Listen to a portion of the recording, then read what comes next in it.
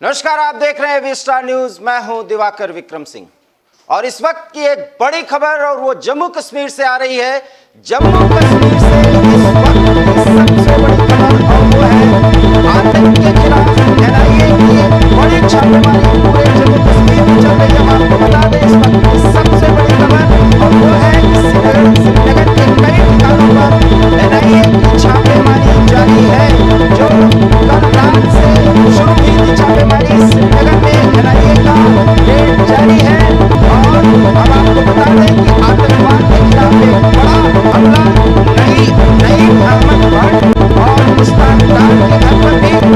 छापा मारा गया है, क्योंकि इनके आतंक से संबंध बताए जा रहे हैं, आतंकवादियों से इनके रिश्ते बताए जा रहे हैं और आतंकी फंडिंग से संबंधित भी मामला जुड़ा हुआ है। श्रीनगर के कई ठिकानों पर एनआईए की छापेमारी चल रही है। शनिवार देर रात से शुरू हुई छापेमारी अभी भी चल रही है और 16 से अधिक ठिकानों पर छापेमारी की खबर है। सीधे श्रीनगर से जुड़ रहे हमारे सहयोगी निसार अहमद। निसार, क्या खबर है, आप वी स्टार न्यूज के दर्शकों को बताइए। का जायजा लिया जाए या इस पे नजर डाली जाए कि पिछले कहीं एक हफ्ते से लगभग जो यहाँ पे सूरत हाल बनी हुई है, तो सिविलियन किलिंग्स के बाद यहाँ पे जो इस तरह से दिल्ली में भी एक हाई लेवल मीटिंग वहाँ पे तलब की गई है, वहाँ पे बुलाई गई है, तो पूरी सूरत हाल का जायजा जिस तरह से लिया गया है और यहाँ की जो जमीनी सतह जमीनी सूरत हाल इस वक्त पूरे जम्मू कश्मीर में खासकर कश्मीर घाटी में बनी हुई है, तो काफी हद तक यहाँ पे जो सिक्योरिटी एजेंसीज है वो मुतहरक हुई है। वो खासकर श्रीनगर में जहाँ पे पिछले हफ्ते में पिछले हफ्ते से लगातार वहाँ पे जो इनोसेंट किलिंग्स हुई है, वहाँ पे सिविलियन अनआर्मर्ड किलिंग्स हुई है, तो उसको पेश नजर उसको मद्देनजर रखते हुए आज एनआईए ने जो यहाँ पे लगभग 2019 के बाद यहाँ पे अपनी कार्रवाई अंजाम दे रही है। एनआईए ने भी उसी नक्श कदम पे चलते हुए आज भी कहीं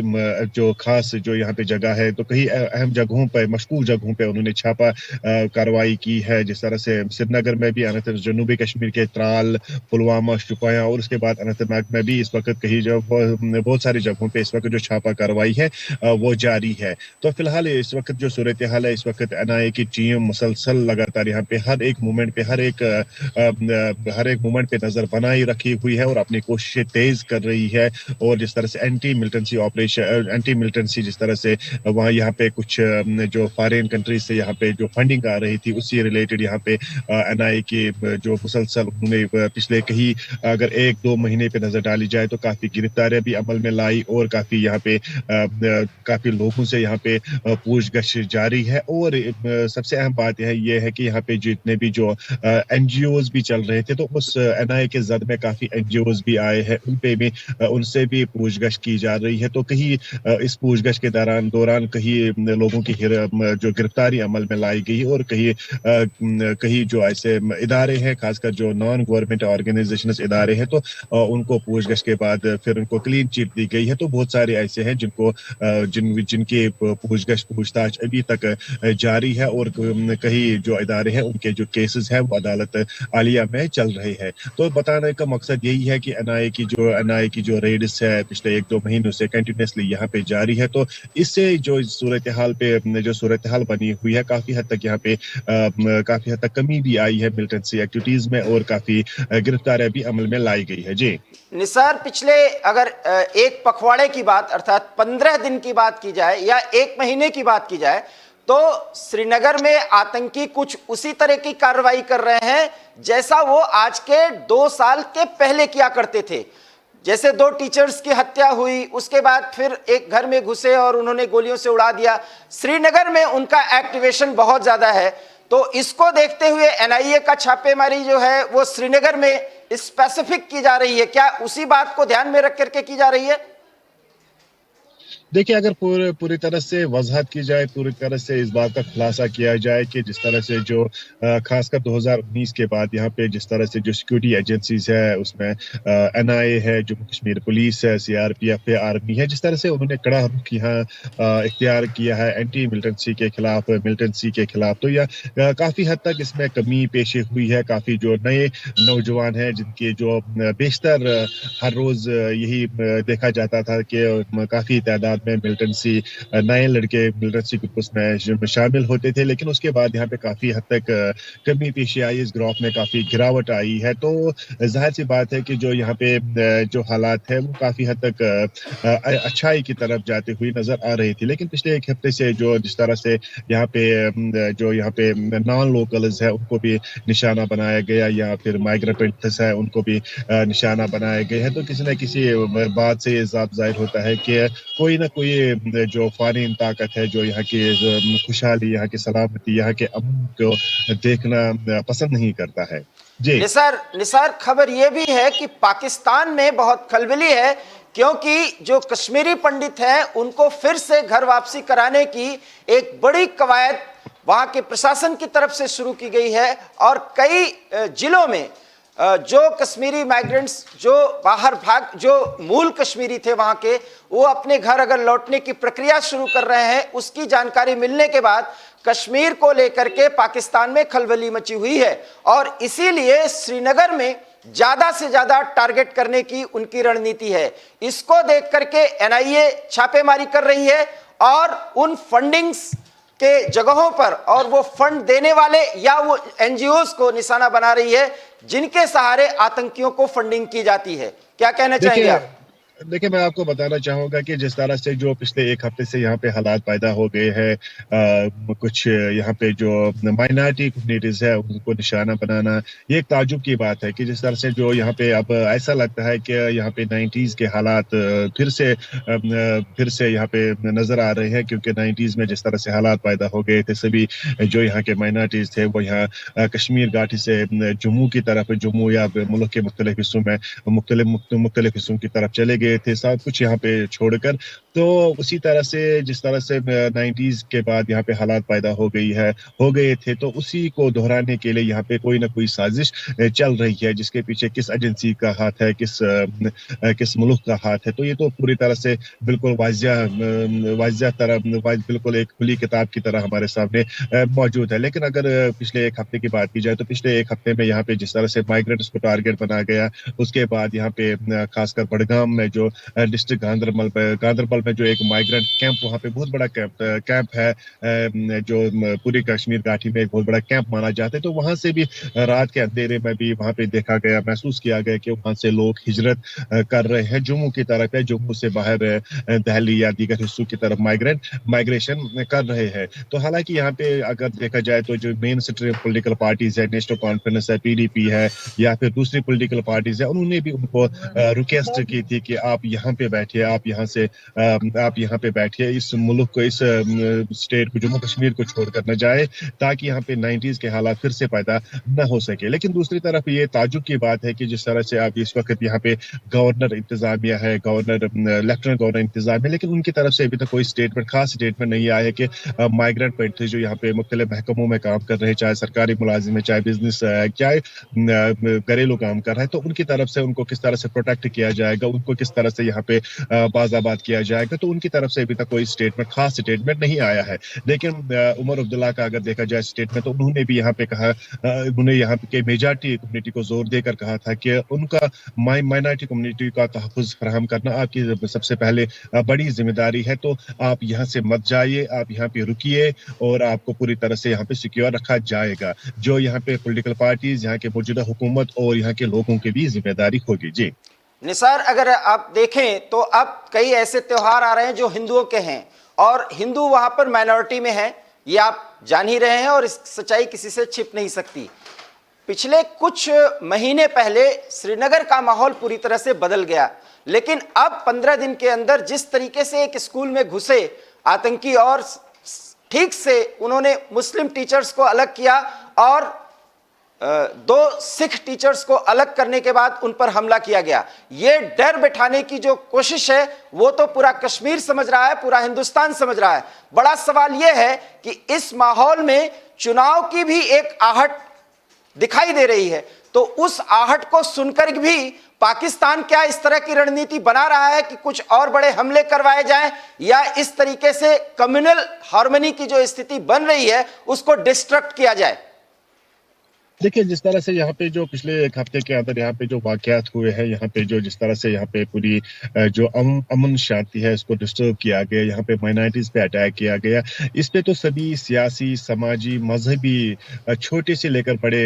लोगों ने यहाँ पे काफ़ी इस पे तनकीद की, काफ़ी इस पे गम-गुस्से का इज़हार किया, जो यहाँ के भाईचारे की एक अलामत है। लेकिन जिस तरह से यहाँ के अमन को बिगाड़ने की कोशिश की जा रही है, तो उसके पीछे ज़ाहिर-सी बात है कि बहुत सारी एजेंसीज़ है या फॉरेन कंट्रीज भी इसमें इन्वॉल्व है जो यहाँ पे ये अमन और तरक्की जिनसे देखना गवारा नहीं होता है। तो बिल्कुल वाजिया बात है कि अमन को बिगाड़ने के लिए कहीं न कहीं तो फॉरेन कंट्रीज का भी जो ये जो दूसरे जो चाहे पड़ोसी मुल्क है, चाहे दूसरा कोई मुल्क हो, तो इस पे यहाँ पे जिस तरह से अपना कंट्रोल करने की कोशिश कर रहे हैं, तो यहाँ पे उनको अमन यहाँ का रास नहीं आता है, जो बहुत बड़ी प्रॉब्लम है। लेकिन जिस तरह से अब यहाँ पे जिस तरह से माहौल बना हुआ है, एक भाईचारे को खत्म करने की कोशिश की जा रही है, जो सदियों पुरानी यहाँ पे एक रिवायत रही है कश्मीर में, खासकर कश्मीर घाटी में, जम्मू कश्मीर से लेकर कश्मीर घाटी में, जिस तरह से यहाँ पे अमन के साथ रहते थे, बरादरी के साथ रहते थे, एक अच्छे व्यवहार के साथ रहते थे, उस भाईचारे को खत्म करने की एक बहुत बड़ी साजिश चल रही है। और जो इसके पीछे इसके लिए एक जिम्मेदारी है यहाँ पे इंतजामिया पे भी बनती है कि इस जो एलिमेंट्स है, जो ब्लैक एलिमेंट्स इसके पीछे है, तो उनको आवाम के सामने लाने की उनके पीछे इनके लिए एक बहुत बड़ा चैलेंज है। तो मैं यही कहना चाहूँगा कि जिस तरह से हालात बने हुए हैं, वो अफ़सोसनाक हालात है, लेकिन जिस तरह से यहाँ के लोगों ने मज़म्मत की है, यहाँ के सियासी तबके से ताल्लुक़ रखने वाले लोगों, उसके बाद मज़हबी जमातों से ताल्लुक़ रखने वाले हर एक ने इसकी पूरे पुरज़ोर अल्फाजों में मज़म्मत की। ये एक बहुत बड़ी अलामत है, एक भाईचारे की एक बहुत बड़ी मिसाल है। जी निसार, एक सवाल तो और बनता है कि श्रीनगर को ही टारगेट कर रहे हैं आतंकी। क्या आतंकी ये दिखाना चाहते हैं कि जो स्थिति धारा 370-35 से खत्म होने के पहले थी, वही स्थिति कश्मीर में अब भी हम बनाने की औकात रखते हैं, हमारी स्थिति है और वो नेटवर्क जो है वो बरकरार है? क्या आतंकी यही दिखाना चाहते हैं, इसीलिए वो श्रीनगर को टारगेट कर रहे हैं बार बार? देखिए, अगर हम 2002 की बात की जाए, तो 2002 के बाद जो मिलिटेंसी का यहाँ पे रुख चेंज हो गया था। चेंज इस तरह से हुआ था कि पहले जब 90s के बाद 90 से लेकर 2000 तक जो यहाँ की मिलिटेंसी, उनका ज़्यादातर गलबा श्रीनगर पे रहा। तो उसके बाद 2000 के बाद 2002 से लेकर 2019 तक उनका जो जिसको हम मरकज़ कहेंगे, वो साउथ कश्मीर रहा। तो अब आहिस्ता-आहिस्ता हालात यहाँ पे चेंज हो गए हैं, क्योंकि अब बिल्कुल मिलिटेंसी जो मिलिटेंट ऑर्गेनाइजेशंस है यहाँ पे, जो कश्मीर में एक्टिव जो मिलिटेंट ऑर्गेनाइजेशन है, तो उन्होंने अपना रुख एक बार फिर अपना कदम श्रीनगर की तरफ बढ़ाया, क्योंकि श्रीनगर में ज़्यादा तौर पर वहाँ पे सेक्रेटरीट है, वहाँ पे सरकारी दफातर है। ज़ाहिर सी बात है कि वहाँ पे हर एक कम्युनिटी का ज़्यादा तादाद रहती है, क्योंकि सेक्रेटरीट में अगर देखा जाए तो 60% के तकरीबन जो सरकारी मुलाजिम वहाँ पे काम कर रहे हैं, वो हिंदू कम्युनिटी से ताल्लुक़ रखते हैं, माइनॉरिटी कम्युनिटी से ताल्लुक़ रखते हैं, जो एक ज़ाहिर सी बात है कि उनका एक सोची समझी प्लान है कि वहाँ पे ज़्यादा कदम बढ़ाया जाए श्रीनगर सिटी में, ताकि अगर वहाँ पे कुछ हादसा पेश आ जाए, तो वहाँ पे ज़्यादा जो किलिंग होगी या ज़्यादा इंसिडेंट्स हो सकते हैं, उसमें ज़्यादा निशाना माइनॉरिटी कम्युनिटी से ताल्लुक़ रखने वाले लोग ही बन सकते हैं। जी निसार, ऐसा देखने में आता है कि जब श्रीनगर को टारगेट किया जाता है, ऐसा देखने में आया है, तो एलओसी पर कोई ना कोई मूवमेंट होता है, जबकि एलओसी पे अभी फिलहाल शांति दिख रही है। इसके पीछे पाकिस्तान की क्या रणनीति हो सकती है? देखिए, मैं पहले ही बता चुका हूँ कि जिस तरह से यहाँ पे जो एक मूवमेंट चल रही है, तो ये फॉरेन सपोर्ट के बाद बगैर यहाँ पे चल नहीं सकती है, या अपने मंसूबे अंजाम नहीं दे सकते हैं। जाहिर सी बात है कि इन सभी इंसिडेंट्स के पीछे कोई ना कोई फॉरेन ताकत है, कोई ना कोई फॉरेन एक सपोर्ट है, जिसके बावजूद यहाँ पे जिस तरह से जो इंसिडेंट्स पेश आते हैं, कोई ना कोई इनको रहनुमाई कर रही है, कोई ना कोई ऑर्गेनाइजेशन इनको चला रही है, फंडिंग कर रही है। तो तो जिस तरह से यहाँ पे पिछले कई महीनों से यहाँ पे जो एनआईए की जो टीम है वो यहाँ पे मुसलसल अपनी कार्रवाई अंजाम दे रही है। तो काफी गिरफ्तारियां भी हुई है और काफी जो उनको सुराग भी मिले हैं। काफी दफातर को सील किया गया है, जिसमें खासकर जमात इस्लामी के जो कारकुनान है उनकी तो काफी तादाद में गिरफ्तारियां अमल में लाई गई है। और पिछले जो जिस तरह जब ये यहाँ पे इंसिडेंट्स हुए हैं कि यहाँ पे कुछ लगभग यहाँ पे कुछ जो माइनॉरिटी कम्युनिटी से ताल्लुक रखते हैं उनको उन पे जब हमला किया गया तो उनको जब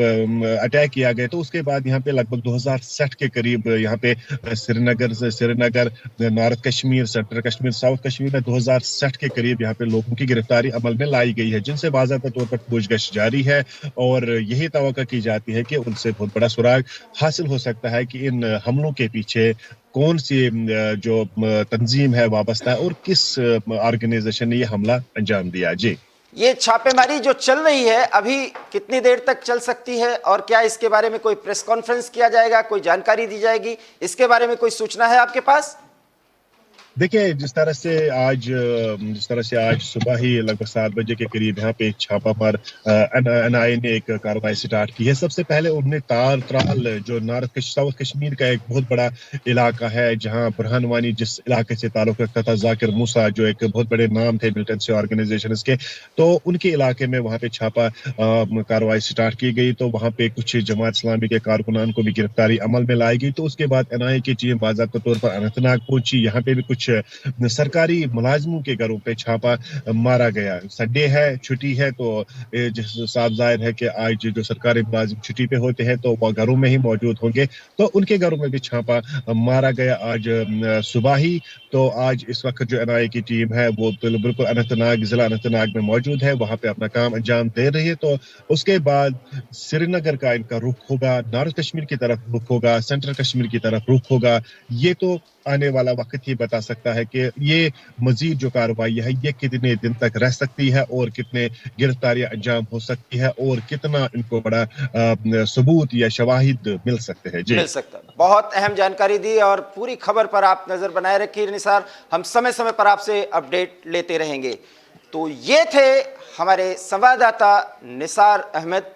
जो सीधा कश्मीर से जानकारी दे रहे थे कि किस तरीके से एनआईए की ताबड़तोड़ छापेमारी शनिवार देर रात से शुरू हुई और रविवार को पूरे समय जब हम आपसे बात कर रहे हैं तब तक छापेमारी का काम चल रहा है और सीधे सीधे श्रीनगर के कई हिस्सों में छापेमारी की जा रही है, क्योंकि आतंकियों की सक्रियता पिछले 15 दिनों से काफी ज्यादा देखी गई है। इस छापेमारी का क्या अंजाम होगा और कब तक चलेगा ये देखना होगा, लेकिन फिलहाल आप हमें दीजिए इजाजत।